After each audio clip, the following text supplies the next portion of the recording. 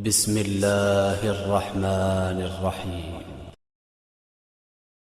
اقرأ أخيها ورتل القرآن اسمح بصوتك اسمع الأكوان.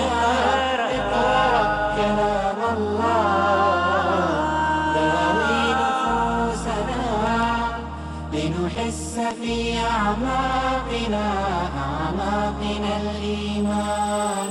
الحمد لله نحمده ونستعينه ونستغفره ونؤمن به ونتوكل عليه ونعوذ بالله من شرور أنفسنا ومن سيئات أعمالنا.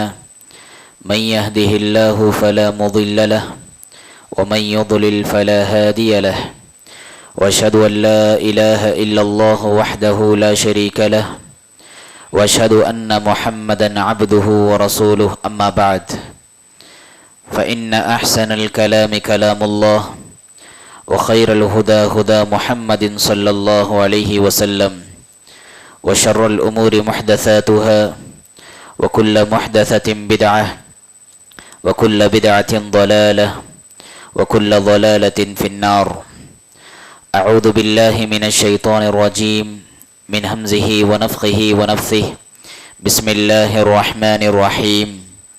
شهر رمضان الذي أنزل فيه القرآن هدى للناس وبينات من الهدى والفرقان.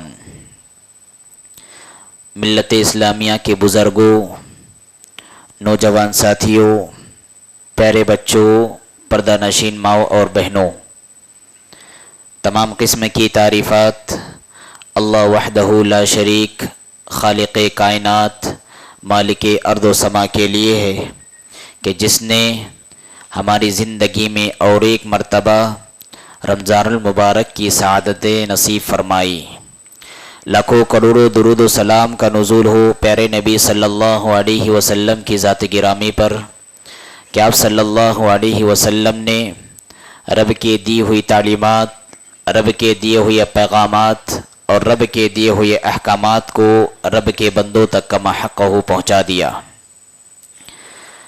حضرات، مسجد عمر عصمت کے اسی منبر سے میں نے بیشتر جمعات پہلے یہ بات کہی تھی کہ جب مؤذن اذان کہہ رہا ہو اور خطیب بیٹھ گیا ہو تو تاخیر سے آنے والے افراد اذان کے ختم ہونے کا انتظار نہیں کریں گے. جیسے ہی مسجد میں داخل ہو فوراً ہلکی پھلکی 2 رکعت نماز پڑھ کے اپنے آپ کو فارغ کر لیں گے، کیونکہ خطبہ جمعہ کا سننا فرض ہے اور اس کام کے لیے اپنے آپ کو جلد سے جلد فارغ کرنا بھی فرض ہے. لہٰذا آپ ایسا نہیں کریں گے کہ آپ جب بھی داخل ہوں مؤذن کے اذان کا جواب دیتے ہوئے ٹھہر جائیں، یہ درست بات نہیں ہے.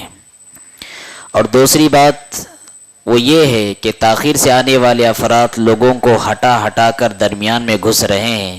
اس کی ایک وجہ یہ ہے کہ ہم درمیان میں کہیں جگہ خالی چھوڑ کر بیٹھے ہیں، جس کی وجہ سے پیچھے آنے والے افراد سروں کو پھلانگ کر صفوں میں گھس رہے ہیں. نتیجے میں ثواب ضائع ہو رہا ہے.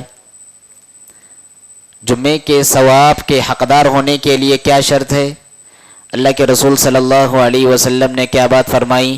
جو بندہ گھر سے پاک ہو کے نکلتا ہے، غسل کر کے نکلتا ہے، خوشبو کا استعمال کر کے نکلتا ہے اور پیدل لاتا ہے، پیدل لانے کے بعد لوگوں کو تکلیف نہیں دیتا، لوگوں کے سروں کو پھلانتا نہیں، خاموشی سے امام کی باتوں کو سنتا ہے، تو ایسا شخص جب لوٹتا ہے تو ایسا اجر و ثواب کہ ایک جمعہ سے دوسرے جمعہ کے درمیان جتنے کچھ گناہ اور پاپ ہوئے ہیں اللہ رب العالمین سارے گناہ اور پاپ کو معاف فرما دیتا ہے. یہ کب؟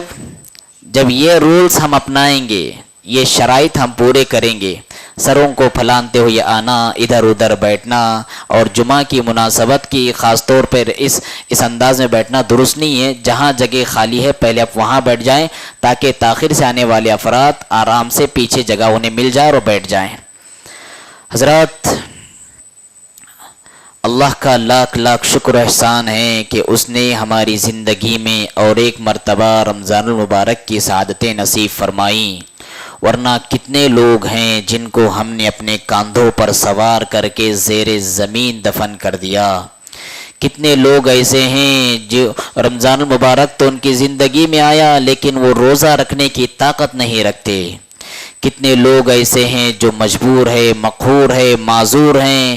رمضان المبارک کی بہاریں تو ان کے پاس آئی لیکن ایسے معذور ہیں، ایسے مجبور ہیں کہ روزہ رکھنے کی سکت ان کے پاس نہیں ہے. اگر اللہ رب العالمین نے مجھے اور آپ کو زندگی کی نعمت کے ساتھ ساتھ صحت کی نعمت بھی دی ہے اور رمضان المبارک سے ہم فائدہ بھی اٹھا رہے ہیں تو اللہ کا میری ذات پہ اور آپ کی ذات پہ کتنا بڑا احسان ہے. تو اس موقع پر ہم سب سے پہلے اللہ رب العالمین کے شکر گزار ہیں اور دعا کرتے ہیں رب العالمین سے، بار الہ ہم جو رمضان کے روزے رکھیں گے ان روزوں کو مقبول روزے بنا. ہم جو تراویح کی نماز کا اہتمام کریں گے اور دیگر عبادتیں کریں گے ساری عبادتوں کو مقبول عبادتیں بنا. حضرات، رمضان المبارک کی ابتدا ہوتی ہے فرشتوں کی اذان سے. رمضان کا آغاز ہوتا ہے فرشتے کے اعلان سے. جس طرح مؤذن حی علی الصلاۃ حی علی الفلاح کہہ کر لوگوں کو نماز کی دعوت دیتا ہے، لوگ نماز کے لیے آ جاتے ہیں، نماز کا وقت آ جاتا ہے، ایسے ہی فرشتہ بھی ایک اذان دیتا ہے اور اس کی اذان کے ساتھ رمضان کے مہینے کی ابتدا ہوتی ہے. یہ اذان غیبی اذان ہوتی ہے. فرشتے کا یہ اعلان غیبی اعلان ہوتا ہے. جب رب کا فرشتہ یہ اعلان کرتا ہے یا باغی الخیر اقبل و یا باغی الشر اقصر، اے خیر کے کام میں آگے بڑھنے والے مزید پیش قدمی فرما، جنت کے دروازے کھل گئے آگے بڑھ، مغفرت کا پروانہ لکھے جانے والا ہے آگے بڑھ، رب العالمین کی دریائے رحمت میں جوش آ رہا ہے آگے بڑھ. وَيَا بَاغِيَ الشَّرِّ اقصر. رمضان المبارک کا مہینہ آنے کے باوجود شر کے کام سے نہ رکنے والے، جھوٹ بولنے والے، لوگوں کو دھوکہ دینے والے، نمازوں سے لاپرواہی برتنے والے، روزوں کی عبادت کو چھوڑنے والے، اقصر، اب تو سنبھل جا، اب تو ٹھہر جا. رب العالمین نے رمضان کی نعمت تجھے عطا فرمائی ہے. اس نعمت کا تقاضا یہ ہے کہ خیر کے کام میں تو آگے بڑھ اور شر کے کام میں تو رک جا. اسی اذان کا کرشمہ ہے اور اسی اعلان کا کرشمہ ہے کہ بے دین لوگ دیندار بن جاتے ہیں، بے نمازی لوگ نمازی بن جاتے ہیں، مسجدوں سے دور رہنے والے لوگ مسجدوں میں آ کے رب العالمین کے حضور حاضری دینا شروع کر دیتے ہیں، رب العالمین کو بھولے ہوئے لوگ رب العالمین کا ذکر کرنے لگ جاتے ہیں، اللہ سے دور اللہ سے قریب آنا شروع ہو جاتے ہیں، جھوٹ بولنے والے سچ بولنا شروع کر دیتے ہیں. تو اس طرح فرشتے کی اذان کے ساتھ ہی ساتھ لوگوں میں یہ تبدیلی اور چینجز دیکھنے کو ملتا ہے. اور جب یہ قدم اللہ کی مغفرت کے قریب بڑھتے رہتے ہیں، جنت کے قریب بڑھتے رہتے ہیں، تو اللہ رب العالمین کی دریا رحمت کو جوش آتا ہے اور اس قدر جوش آتا ہے کہ رمضان المبارک کی ہر رات کو اللہ رب العالمین گنہگاروں کو معاف فرما دیتے ہیں، جہنمیوں کو جنتی بنا دیتے ہیں. وَلِلَّهِ عُتَقَاءُ مِنَ النَّارِ وَذَلِكَ فِي كُلِّ لَيْلَةٍ. اللہ رب العالمین کے بہت سارے گناہگار پاپی لوگ ایسے ہیں جن کو رب العالمین رمضان کی ہر رات نارے جہنم سے آزاد فرماتا ہے اور جنت الفردوس کا حقدار بنا دیتا ہے. یہ کیا ہے؟ جن کے نام ماہ شعبان کی 29 تاریخ کو، ماہ شعبان کی 30 تاریخ کو، ماہ شعبان کی 28 تاریخ کو جہنمیوں کی فہرست میں تھا. رمضان المبارک کی بہاریں کیا آئی، یہ شخص اللہ کے گھر میں کیا موجود ہوا، نمازوں کی پابندی کیا اس نے شروع کی کہ رب العالمین نے اپنی معافی کا قلم اس کی زندگی سے پھیر دیا اور ایسے پاپی کے پاپ کو بخش کر رب العالمین اس کو جنت کا حقدار بنا بنا دیتا ہے۔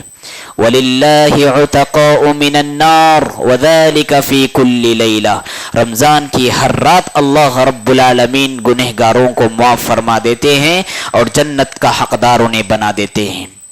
حضرات، رمضان کی سب سے بڑی کامیابی کیا ہے؟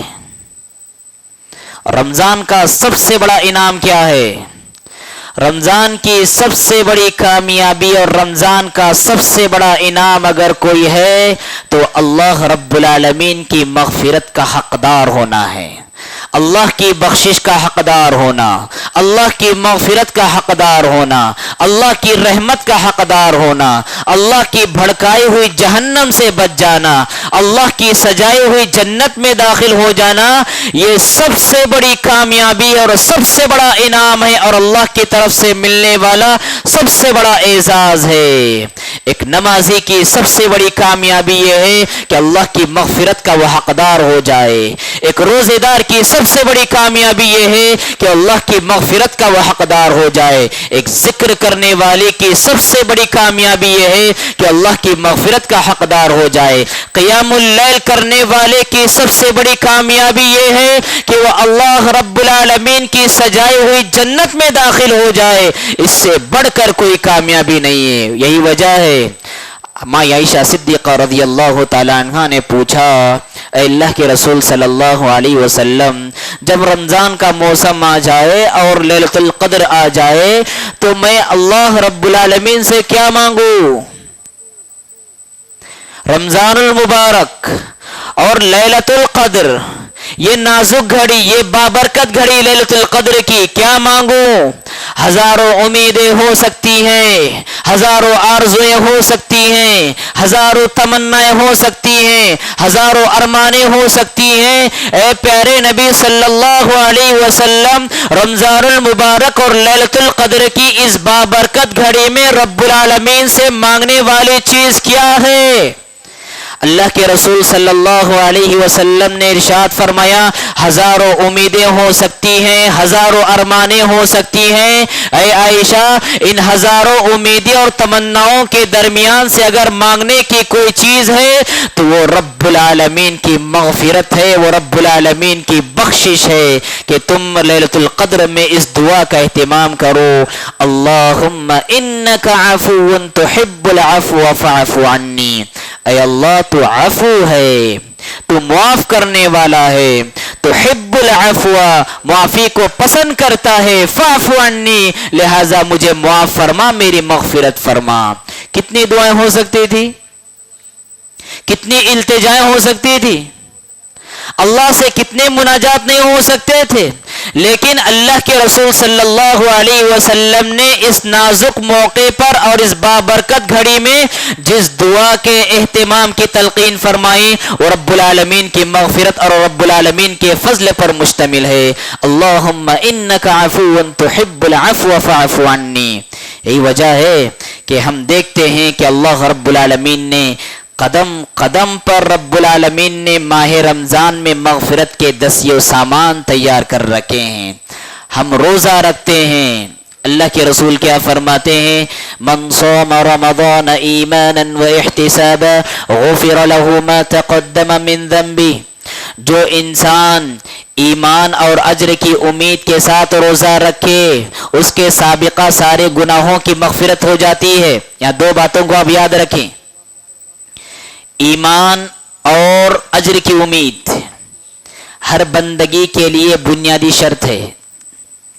ایمان اور اخلاص ہر عبادت کی بنیاد ہے۔ یہ جس کا عقیدہ صحیح نہ ہو، جس کا ایمان صحیح نہ ہو، غیر اللہ سے اس کے تعلقات بنے ہوئے ہوں، مزاروں کا طواف کرنے والا ہو، اولیاء اللہ سے مدد طلب کرنے والا ہو، قبرستانوں پر جا کر ہاتھ پھیلانے والا ہو، غیر اللہ سے دعائیں کرنے والا ہو، مردوں کے سامنے سجدہ کرنے والا ہو، ایسے بندے چاہے زندگی کی آخری سانس تک روزے رکھ لے، اللہ کی بارگاہ میں ان کا ایک روزہ مقبول نہیں۔ کیوں؟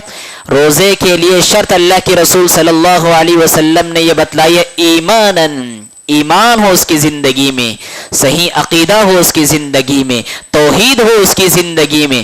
اور دوسری وجہ یہ بتائی اللہ کے رسول صلی اللہ علیہ وسلم نے، احتساباً، اجر کی امید. ہم روزہ، بہت سارے لوگ روزہ رکھتے ہیں، امید، نیت کیا رہتی ہے؟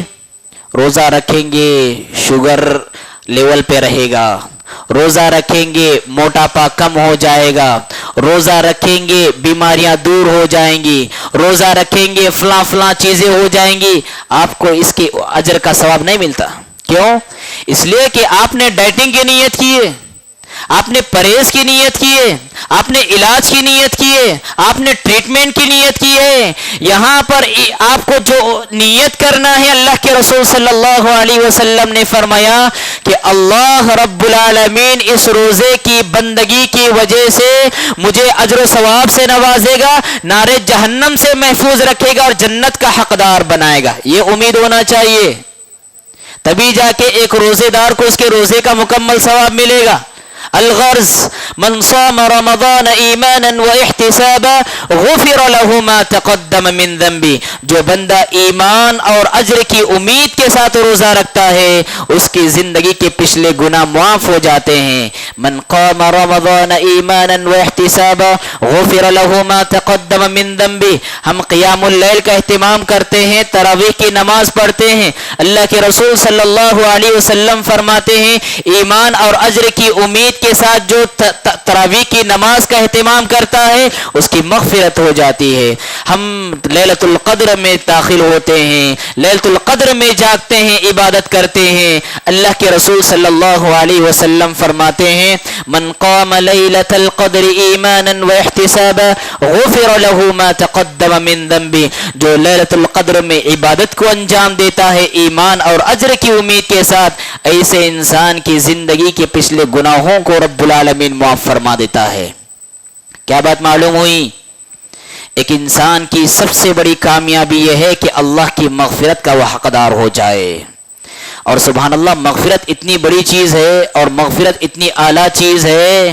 انسان تو انسان، وہ ہستیاں جنہیں ہم معصوم عن الخطا کہتے ہیں، انبیاء بھی رب العالمین سے مغفرت طلب کیا کرتے تھے. حضرت نوح علیہ السلام ہے، وہ کہتے ہیں رب اغفر لی ولوالدی ولمن دخل بیتی مؤمنا وللمؤمنین والمؤمنات. اے اللہ میری مغفرت فرما، میرے والدین کی مغفرت فرما، اور وہ مومن مرد اور مومن عورتیں جنہوں نے میرا ساتھ دیا ان ساروں کی مغفرت فرما. یہ ابراہیم علیہ السلام ہے جو دعا کرتے ہیں رب اغفر لی ولوالدی وللمؤمنین یوم یقوم الحساب. اے اللہ میری مغفرت فرما، میرے والدین کی مغفرت فرما، اور جب یوم الحساب کا دن واقع ہو سارے مومنوں کی مغفرت فرما. یہ حضرت سلیمان علیہ السلام ہے جو رب العالمین سے مغفرت کے خواستگار ہے. وہ کہتے ہیں رب اغفر لی وہب لی ملکا لا ينبغی لأحد من بعدی انک انت الوہاب. اے اللہ میری مغفرت فرما اور ایسے تخت و تاج کا مجھے مالک اور بادشاہ بنا دے کہ میرے بعد کسی اور کے لیے وہ لائق اور سزاوار نہ ہو. حضرت داؤد علیہ السلام رب العالمین سے مغفرت طلب کیا کرتے تھے اور کہتے تھے فاستغفر ربه وخر راكعا واناب. اور تو اور میرے اور آپ کے نبی جناب محمد عربی صلی اللہ علیہ وسلم ایک ایک مجلس میں 70 مرتبہ استغفار کرتے تھے، مغفرت طلب کرتے تھے اور کہتے تھے رب اغفر لی وتب علی انک انت التواب الرحیم. حضرات، ایک انسان کی حقیقی کامیابی یہ ہے کہ اللہ رب العالمین کے پروانے مغفرت کا وہ حقدار ہو جائے. اس سے بڑھ کر کوئی کامیابی نہیں ہے. ایک وظیفہ صحیح بخاری میں ایک وظیفہ ہے. اللہ کے رسول صلی اللہ علیہ وسلم ارشاد فرماتے ہیں ہم میں سے ہر شخص سحری میں الحمدللہ ہم سب اٹھتے ہیں، سحری سے پہلے اٹھنے کی کوشش کریں.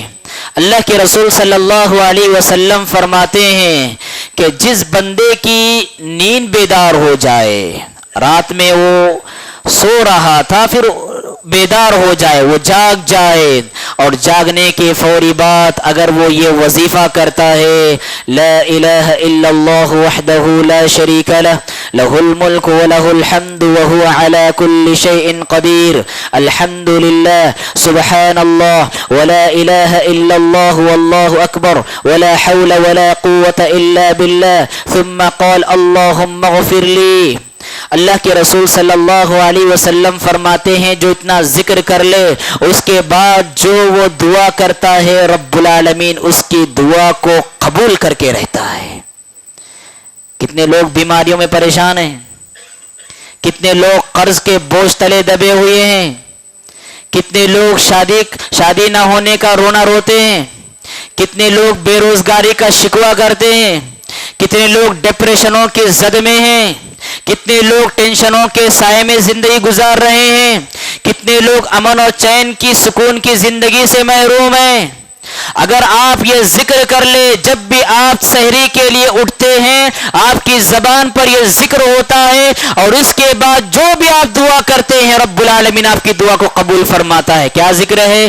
لا الہ الا اللہ وحدہ لا شریک لہ لہ الملک ولہ الحمد وہو علی کل شیء قدیر الحمد للہ سبحان اللہ ولا الہ الا اللہ واللہ اکبر ولا حول ولا قوة الا باللہ. یہ آپ ذکر کریں, اس ذکر کے بعد آپ رب العالمین سے جو بھی دعا مانگے رب العالمین آپ کی مانگی ہوئی چیز آپ کو عطا کر کے رہے گا. اللہ کے رسول کی زبان ہے, صحیح بخاری کی روایت ہے. تجربہ کر کے دیکھو, آزما کے دیکھو, عمل کر کے دیکھو اور اس کے بعد دیکھو ہماری زندگی میں کیسے چینجز اور کیسی تبدیلیاں آتی ہیں. لہذا جہاں ہم بہت ساری چیزیں مانگتے ہیں وہاں پر مغفرت مانگنا کبھی نہ بھولیں, اس لیے کہ اس مہینے کی سب سے عظیم احسان اللہ رب العالمین کا ہمارے اوپر کچھ ہے تو اللہ رب العالمین کی مغفرت ہے. حضرات, رمضان مبارک کا مہینہ آتا ہے, ہمیں سنوارنے کے لیے آتا ہے, ہمیں بنانے کے لیے آتا ہے, ہمیں نکھارنے کے لیے آتا ہے, ہمیں پاک کرنے کے لیے آتا ہے. رمضان المبارک کا مہینہ کیسے کیسے ہمیں سنوارتا ہے اور کیسے بناتا ہے بس 2-3 حوالے میں آپ کے سامنے رکھتا ہوں. ہم سال کے 11 مہینے اپنے جسم کو پالتے ہیں, ہم خوب کھاتے ہیں, ہم خوب پیتے ہیں, ہم خوب انجوائے کرتے ہیں, اس سے ہمارا بدن پلتا ہے, اس سے ہمارا بدن طاقتور ہوتا ہے, اس سے ہمارے بدن کی پرورش ہوتی ہے. لیکن جب رمضان کا مہینہ آتا ہے یہ رمضان المبارک کا مہینہ ہماری روح کو سنوارتا ہے. سال کے 11 مہینے ہم روح سے نظر انداز ہوتے ہیں, روح کو بنانے سنوارنے کی ہمیں کوئی فکر نہیں ہوتی, لیکن جب رمضان کا مہینہ آتا ہے ہماری روح کو پاک کرتا ہے, ہماری روح کو صاف کرتا ہے, ہماری روح کو طاقتور بناتا ہے.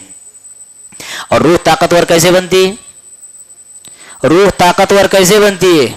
روزہ رکھنے سے روح طاقتور ہوتی ہے, قرآن کی تلاوت کرنے سے روح طاقتور ہوتی ہے, نمازوں کی پابندی کرنے سے روح طاقتور ہوتی ہے, اللہ کا ذکر کرنے سے روح کو تقویت ملتی ہے. تو اس طرح رمضان المبارک کا مہینہ جب بھی آتا ہے ہماری روح کو سنوارتا ہے, روح کو پالتا ہے اور روح کو صاف پاک کرتا ہے. اسی طرح سے رمضان المبارک کا جب مہینہ آتا ہے ہمارے پیٹ کی خواہش کو رگڑتا ہے, ہماری پیٹ کی خواہش کو کچلتا ہے. پیٹ کتنی بڑی وبا ہے. پیٹ, انسان اس زمین پر جو گناہ کرتا ہے کس وجہ سے کرتا ہے؟ پیٹ کی وجہ سے گناہ کرتا ہے انسان. وہ جھوٹ بولتا ہے پیٹ کے لیے, وہ دوسروں پر ظلم کرتا ہے پیٹ کے لیے, وہ دھوکہ دیتا ہے پیٹ کے لیے, وہ غریبوں کا مال ہڑپتا ہے پیٹ کے لیے, وہ غریبوں پر ستم کرتا ہے پیٹ کے لیے. اس پیٹ کے لیے انسان بڑے بڑے گناہ کرتا ہے. اور رمضان المبارک آتا ہے پیٹ کی سی خواہش کو رگڑنے کے لیے, کچلنے کے لیے. ہم جو غذا کھاتے ہیں ہماری زندگی پر اس کا اثر ہوتا ہے, ہماری عبادت پر اس کا اثر ہوتا ہے, ہمارے اخلاق پر اس کا اثر ہوتا ہے, ہماری عبادت پر اس کا اثر ہوتا ہے. وہیں پر ہم جو غذا کھاتے ہیں اس کا اثر ہمارے خون پر بھی ہوتا ہے. شریعت نے دیکھے بہت ساری چیزوں کو حرام قرار دیا. کیوں؟ اس لیے کہ غذا کا عنصر انسان کے بدن پر بھی ہوتا ہے، اس کے اخلاق پر بھی ہوتا ہے اور اس کے دین پر بھی ہوتا ہے. خنزیر، سور کا گوشت شریعت نے کیا کیا؟ حرام ہے. شریعت نے حرام کیا. کیوں؟ یہ خنزیر بے غیرت جانور ہے، یہ بے شرم بے حیا جانور ہے، اور جب انسان اس کو کھاتا ہے تو وہی جذبات اس کے اندر بھی آتے ہیں. انگریز قوم کو دیکھ لو آپ، کیسی بے غیرت قوم ہے، کیسی بے حیا قوم ہے. کیوں؟ اس لیے کہ یہ جانور ان کے پاس حلال ہے، ان کے نزدیک اس کا کھانا کوئی جرم نہیں. تو شریعت نے ہمیں جن چیزوں سے منع کیا ہے، جن چیزوں کے کھانے سے، وہ اس لیے ہے کہ انسان کی غذا سے انسان کی زندگی پر اثرات مرتب ہوتے ہیں، اور جب انسان کی زندگی پر اثرات مرتب ہوتے ہیں، ہم جو غذا کھاتے ہیں وہیں پر بدن پلتا ہے تو وہیں پر خون بھی بنتا ہے، اور ہماری رگوں میں خون جو دوڑتا ہے اس میں کون بستا ہے؟ شیطان بستا ہے ہمارے خون میں. اللہ کے رسول صلی اللہ علیہ وسلم فرماتے ہیں ان الشیطان یجری من الانسان مجرى الدم، کہ انسانی رگوں میں شیطان ایسے ہی دوڑتا ہے جیسے خون دوڑتا ہے.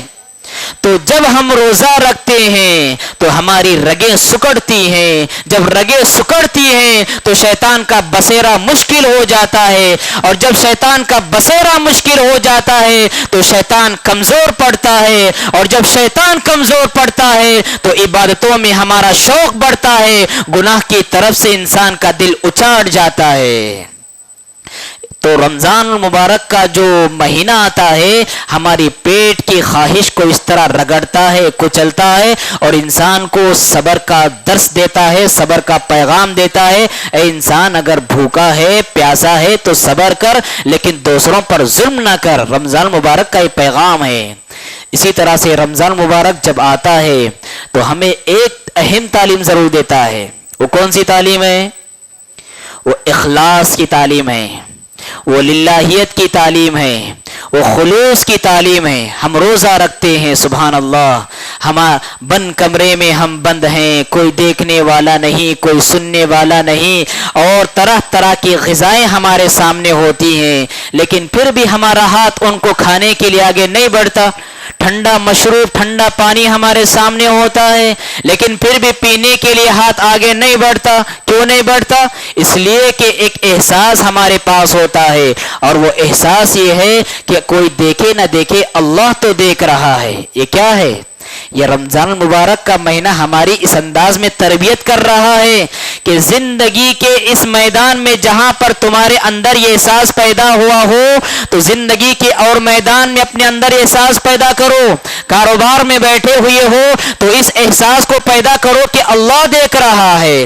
لوگوں کے ساتھ معاملہ داری کر رہے ہو، اسی احساس کو پیدا کرو کہ کوئی دیکھے نہ دیکھے اللہ تو دیکھ رہا ہے. یہ رمضان المبارک کا مہینہ آتا ہے، ہمارے اندر اخلاص کا جذبہ پیدا کرتا ہے.